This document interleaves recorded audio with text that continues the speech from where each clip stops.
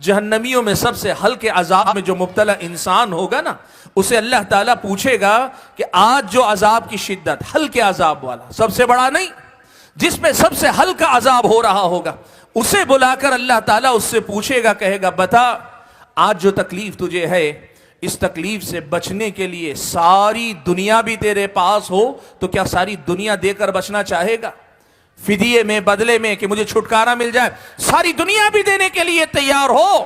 وہ کہے گا ہاں میرے رب، اگر ساری دنیا بھی ہو سب دے دوں گا، لیکن مجھے اس عذاب سے چھٹکارا چاہیے۔ اللہ تعالیٰ کہے گا تجھ سے تو میں نے دنیا میں اس سے زیادہ ہلکی بات پوچھی تھی، دنیا میں جب موقع دیا تھا نا تو میں نے تجھ سے اس سے بھی زیادہ معمولی بات پوچھی تھی کہ زندگی اللہ تعالیٰ کی عبادت میں گزارنا، اللہ تعالیٰ کے ساتھ کسی کو شریک نہ ٹھہرانا، تو وہ نہ کر سکا۔ سوچو بھائیو، آج ہم کیا کرتے ہیں؟ اسی دنیا کی خاطر تو دین چھوڑتے ہیں، اسی دنیا کی خاطر تو دین سے جاتے ہیں، اسی دنیا کی خاطر تو دین کو بھلاتے ہیں، اسی دنیا کی خاطر تو دین واقعی معنوں میں وہ مقام نہیں پاتا جو مقام ہماری اور آپ کی زندگی میں پانا چاہیے۔ اللہ کے نبی فرماتے ہیں ساری دنیا، آج کوئی کماتا ہے، کتنی دنیا کما لیتا، 1% دنیا بھی کسی انسان کے پاس نہیں آتی۔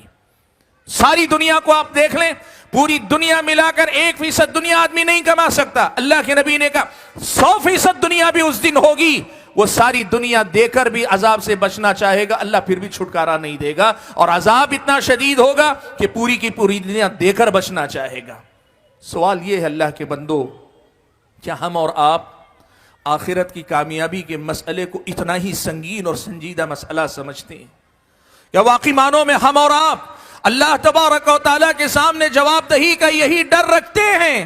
آپ کو معلوم ہے اللہ کے نبی صلی اللہ علیہ وسلم نے فرمایا روز قیامت، ایک روایت کے مطابق اور دوسری روایت میں معلوم ہوتا ہے کہ پہلے ہی اللہ تعالیٰ نے حضرت آدم علیہ السلام سے کہا یا کہے گا اللہ تعالیٰ روز قیامت، کیا کہے گا؟ اخرج بعث النار، اے آدم اپنی اولاد میں سے جہنم کے حصے کو نکال کے الگ کر لو۔ حضرت آدم پوچھیں گے وما بعث النار، اے اللہ تعالیٰ جہنم کا حصے سے مراد کیا ہے، کیا نکالوں؟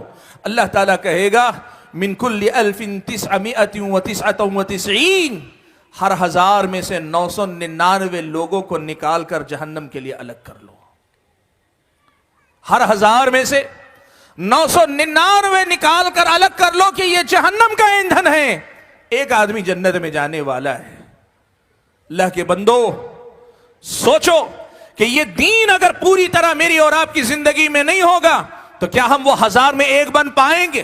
کیا اس 1000 میں ایک ہمارا مقام بن پائے گا؟